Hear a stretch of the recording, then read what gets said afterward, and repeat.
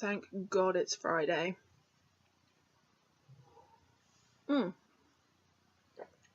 So, hi guys. Sorry that I look like such a hot mess right now. I'm actually recording this on the day that it's going to go up. I've gone back from work. I'm home a little bit later than normal, and I wanted to do this while there was still light because I had no video planned for today, which is kind of happening a lot lately. And I wanted to do my reading wrap up for the month of June. I wanted to get it up today. Friday is my upload day, and this is a video that I wanted to do, so I've rushed home to do it, and that's why I look like a mess, and that's why there is wine, because this week, thank God it's over. So I managed to read 5 books in the month of June. It was so nearly 6. I'm so bummed. I literally have about 10% left of the book that I'm currently reading, but by the time I finish that, I'll lose all the light and it's just not worth it. And I don't want to rush the ending of it either because I'm really enjoying it. So yes, so complete tangent already with this video. On to the books that I read in June. The first book that I read, I did actually read my physical copy of it, but I've put it somewhere. And it was a reread for me, which is not something I do an awful lot of. Occasionally I will reread a book, but it's not a regular occurrence. But I reread Dark Lover by J.R. Ward. This is the first book in her Black Dagger Brotherhood series, and this is a series that I have loved for a very long time. I remember picking up this book in Borders. Borders doesn't even exist anymore. But yeah, and I have very fond memories of reading. I mean, this series is still ongoing. There's still books coming out. But I have very fond memories of reading the first one. And not that my memories are getting hazy of the series, but I kind of feel like the books have changed the further on that you get in the series. They've taken a completely different turn.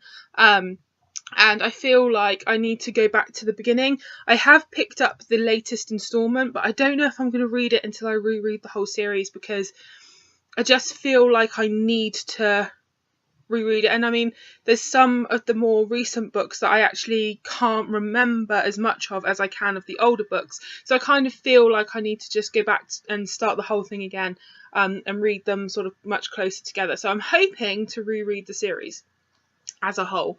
But I absolutely adore this series. It's a fantastic, it starts off very much as an adult paranormal romance series, and as you get further on in the series it becomes much more urban fantasy, but it's really good. And I gave it 5 out of 5, the same as the first time I read it. I read a book on my Kindle, and this was the 3rd book in a series that I started last month, and that was How to Entice an Enchantress by Karen Hawkins. This is the 3rd and final book in the Duchess Diaries series. I enjoyed it. It wasn't my favourite of the series, but it's a really cute Regency romance story, and I definitely recommend Karen Hawkins if you enjoy Regency romance. You don't mind a little bit of cheesiness going into it if you know it's there. They're just really sweet books, and I absolutely love them. They're great for me when I don't really know what else to read, because I know I'm going to enjoy it, to a certain extent. So loved that. So on to the physical books that I read this month, that I have in front of me. I read Billy and Me by Giovanna Fletcher, and I'm sad to say I didn't really enjoy this. It pains me to say it, but this is very much the book that I feel like, as I was reading it, if this book had been written by anybody else, I mean, she is an actress and journalist, and she's known for being married to Tom Fletcher from McFly, and, her online presence. I feel like if an ordinary run-of-the-mill aspiring writer had written this and submitted this, it would not have ever been published. I feel like this needed a thoroughly good editing, more so than what it got.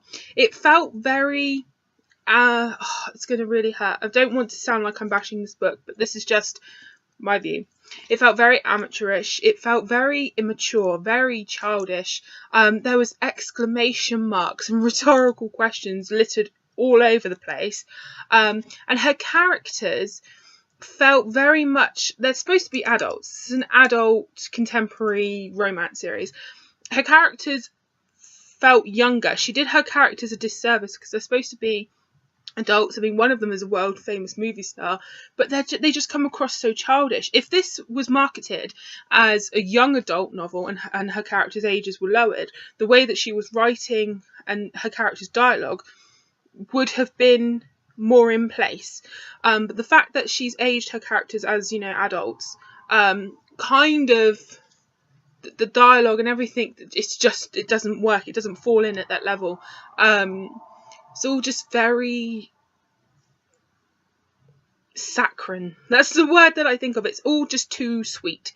And like the way he calls her babe after every like sentence, it's just, or baby or something like that, and it's just like, ugh. Not a fan. And it was just very childish. I mean, when she and Billy, you know, they get together and they're in a relationship, when they have an argument, she hides under her duvet for like a week. It's like a childish, I know you're upset by a breakup, but it's almost like she's 16, not like 26 or however old she is. It's just, it really bugged me. I didn't feel like the romance worked. I hated the male protagonist. I felt like I feel when you're reading a romance book, you have to like the male protagonist, because obviously you want the couple to get together. And I just didn't. I didn't feel any draw to him. I felt he was completely flat. And the female protagonist wasn't much better. Found it hard to like her because she's very self-centered, very childish, and yeah, just wasn't for me, which is a bummer because I have the sequel. But I'm thinking I will give it a go because this is very easy to read, very quick read. Unbelievably so, actually, because there wasn't really an awful lot of substance to it. But this was her first book, so I want to read the sequel to see if there's any improvement there at all, just to judge it. But yeah, not a favourite, and I gave it like, I think I have to change my rating on Goodreads because I think I gave it like 2.5 out of 5 just because I was glad that I'd finished it. But I think I'm going to adjust that rating to give it 1.5 because it wasn't one that I overly enjoyed. The next book that I read, I haven't hauled this yet actually.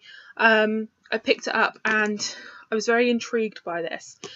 So I read it sort of a couple of days after purchasing it, and it's called Tampa by Alyssa Nutting, and it looks like this. I was so embarrassed to be caught reading this sort of at the bus stop or on the bus, because from afar it kind of looks rude.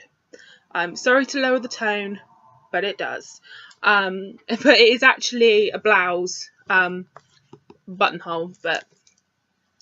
And this I found very intriguing. I didn't know anything about it really before going into it. I hadn't read any reviews or anything like that. But it says, what the quote on the back here says, "An astonishing novel. We had to wait half a century for a female Humbert. It was worth it," referencing Lolita.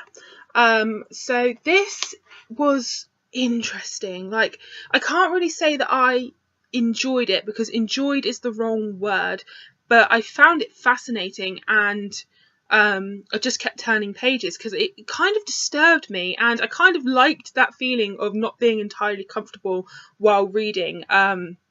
It was an interesting one, and basically the protagonist and the person, the point of view that it's from, is a lady called Celeste, and she's an 8th grade teacher, and she's married, and she's rich. Her husband has money, her family money, but she's become a teacher because she's obsessed with 14-year-old boys, and that's why she's become a teacher, to be surrounded by 14-year-old boys. And she's actually, at the start of the school year, putting into a plan in motion to actually develop a relationship with one of her students. And her point of view, you can tell that I can't even adequately describe it, because in her point of view, the way that she rationalizes everything and the way that she plans everything, it's very straightforward. And to be in that person's mindset, I can't explain to you. Alyssa Nutting's writing it was very immersive. I felt like I was kind of in the story, which was again disturbing. And yes, and it is about her seducing her students, and it's very sexual, this book. If she's not having sex with one of her students, she is thinking about it, and putting, you know, plans into place. And it's just, oh, that sun got very bright very quickly. Yeah, and she's, oh, it's just, it's, I haven't, as you can tell, adequately thought out my thoughts for this, because it's just kind of all over the place, because I think it was a good read because I was so interested in it. It was so completely different to anything I'd read before, and I wasn't completely comfortable with what I was reading, so I was kind of on edge, and it felt good to be that way. It was very interesting. I would recommend picking it up. Obviously it might have some triggers for some people, but even at the end, like, seeing that she's completely unrepentant, because in her mind it's kind of normal. So very interesting, and I gave it like 3.5 / kind of 4 out of 5, because I was completely absorbed with reading it, and I thought that the writing, while very sexualized, was to be put in that mindset, was absolutely fascinating. I think she portrayed that so well. And the last book that I read in June was one that I got sent for review, and I decided that I would read it. I don't need, have I hauled it? I think I did haul it. And it's A Measure of Love by Sophie Jackson. This was my arc. I think this is out now. This is the third book in the Pound of Flesh series. Absolutely loved book 1. Pound of Flesh was, did I read it last year? I think it was last year. Was one of my absolute favourite books of that year, and one of my all-time favourite sort of contemporary romance novels ever. The second book, An Ounce of Hope, was okay, but to me it didn't live up to A Pound of Flesh. I didn't enjoy it as much, so I was kind of, you know, on edge about reading this one, because I didn't know which way it would go, and I really enjoyed this one, guys. It's basically about, it's kind of a redemption story. You have Riley and Lexi. They are childhood best friends, and then they became childhood sweethearts, and then their relationship, Lexi's dad sort of passed away, and Lexi got depression, and it put a strain on their relationship, and they ended up hurting each other and going their separate ways. And it's about them years later coming back together, and maybe a kind of secret that's been kept from one of them. And it was just really good. It was much shorter than the other books. It was only about 287 pages. It wasn't very long, but I really enjoyed it. Much more than I enjoyed An Ounce of Hope, and I gave it 4 out of 5 stars. So that's everything that I read in June, guys. Have you read any of these books? Have I added any of these books to your wish list? Let me know in the comments down below. I always love to know. So yeah, thanks so much for watching, and I'll see you all soon. Happy reading, guys.